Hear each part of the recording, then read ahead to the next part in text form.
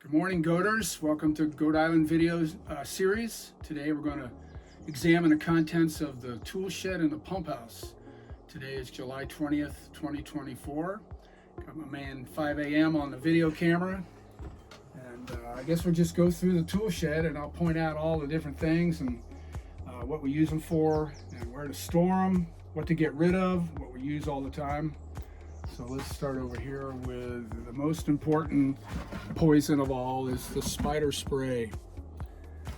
We've been spraying with this stuff, this product you can buy on Amazon, Demon WP or Demon XP. It's not super toxic. It says it's safe after it dries. So you mix, there's little packets in here. You mix a half a packet into a full sprayer of water here. This thing works excellent. Pumps, you can adjust the stream to shoot about 10 or 12 feet, or you can roll it in and it'll spray wider. You have to spray all four buildings, both cottages, all around the outside eaves, around the base, around all the spindles of the porch, railings, and of course the tool shed and pump house. You can hit the outside. This is exterior only, outside around the roof, eaves, and all that. If you keep up with it once a month, then we can reduce the spider problem. The problem with spiders is, of course, the webs, which are nasty, and the spider poop stains all of the brown siding on both the cottages. So that's the primary reason for the spider spray. This stuff works good. You can also buy from Ace Hardware this brand, Spider Killer. It's just a basic insect spray. Works fine. Although this is a little more powerful, the Demon WX, it's a little stronger, and it's specialized for spiders, so that's the main thing. The next poisonous spray that we'll feature today is this. Christy just found this product online.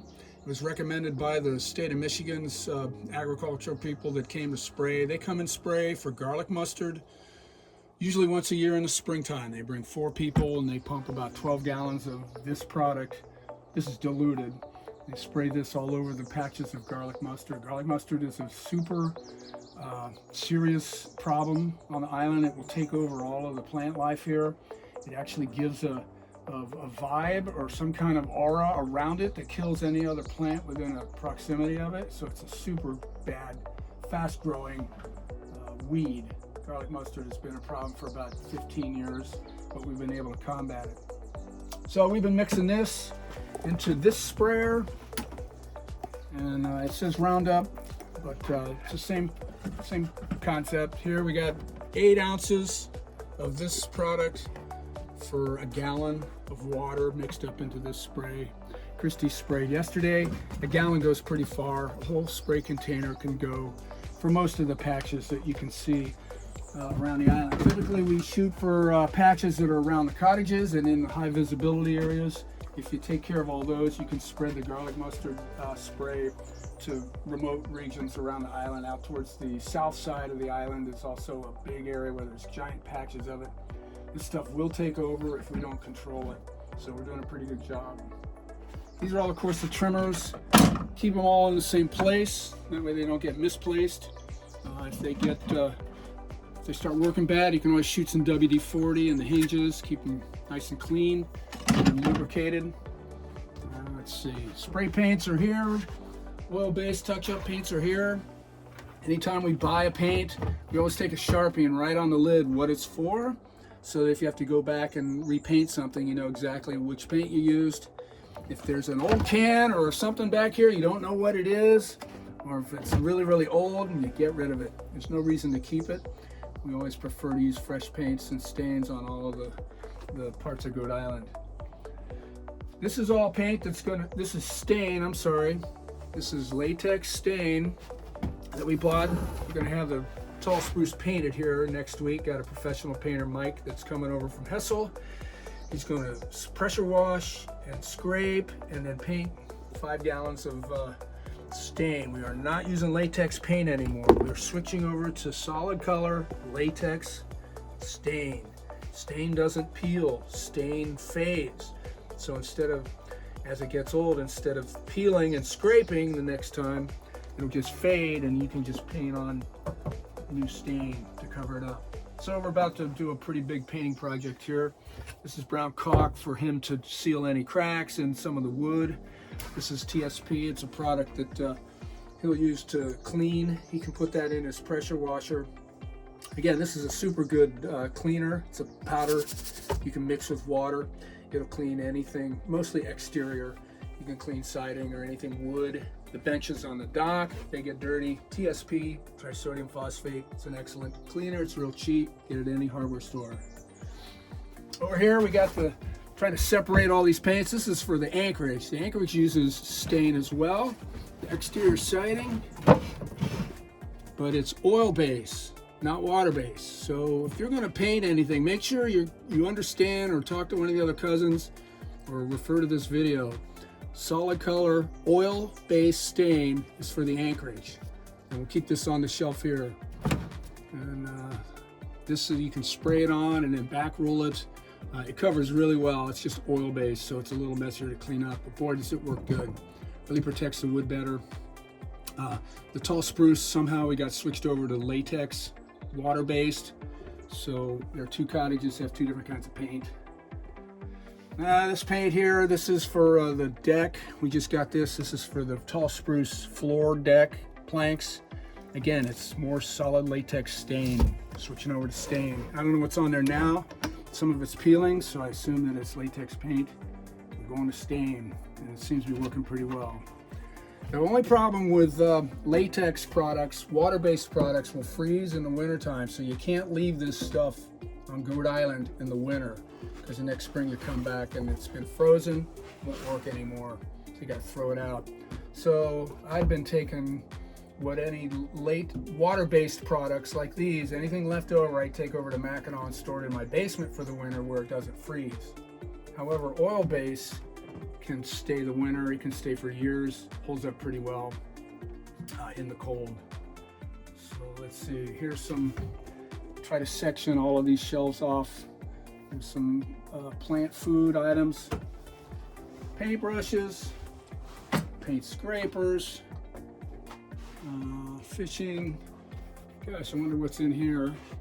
Everything's pretty much labeled. That's the Dallas Dupre Jr. method, is to label absolutely everything. Over here we got some power tools, some small hand tools. We keep the boxes just so we know what's in them, and there's often instructions you might want to read. Here's a nice little battery charger, trickle charger for the boat. The Sea Ray had a dead battery this spring, I threw that on. Here's some welding gloves. I don't think we're doing any welding, but I used them the other day in the clearing when we were making fish chowder, so it was handy to pull the pot off the fire. I don't know where those came from, but they come in handy. Anyway, various tools. Heavy-duty garbage bags for the garlic mustard. We were pulling garlic mustard for a while. We put it in these bags and throw it in a dumpster, but now we've been just spraying it. Shop vacs, really handy. Take that over the anchorage and you can vacuum the mantle. Every spring when we come back, there's always this soot on top of the mantle that falls from the roof. Clean that off without having to brush it, just suck it all up. Take it down to the boat. You can vacuum out the Sea Ray of all the dried dead bugs before you hit it with any water to wash. Vacuum up all the loose dirt first. Now there's a chop saw that we use for whatever carpentry jobs. Inside is the chainsaw here. Donald made this nice box for the chainsaw. This is a super nice chainsaw. Works really, really well. Make sure you refer to the video on fuel and the 2-stroke oil mix ratio for this saw. It takes 40 to 1, 40 ounces of gas for 1 ounce of oil. So you mix that. There's a dedicated gas can for the chainsaw.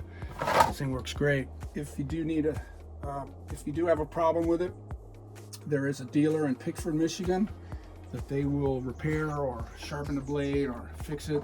We've had this thing break a couple times and he does a great job and he's super cheap. So that thing works good. If you got a fallen tree on any of the trails, seems like every spring we come back, there's down trees and we end up having to clear them out. So we're trying to keep things tidy so there's room in here. Life jackets. Hope nobody brings any more life jackets. We've got a ton of vests and life preservers. All the boat has a bunch of life preservers in it already. So no more life jackets up here. Paddles and water skis if you're inclined. There's a paddle board now that's been brought up. Here's a paddle dedicated for that. And various tools, nails and screws. There's a lot of weird things in here that look like Uncle Charlie's work. Those are roofing nails. There's some jars of nails back here that I just don't have the heart to throw out just because they're historic. As long as we have room for them, we'll just keep them. Otherwise, we all use Torx head screws now for everything. The Torx head is a much better system. The screw quality is better metal. And that driver, you can drive those things in, you never strip the heads off. So the tools, the hand tools up here, kind of have their own place. Some of them are redundant. We got extra tools.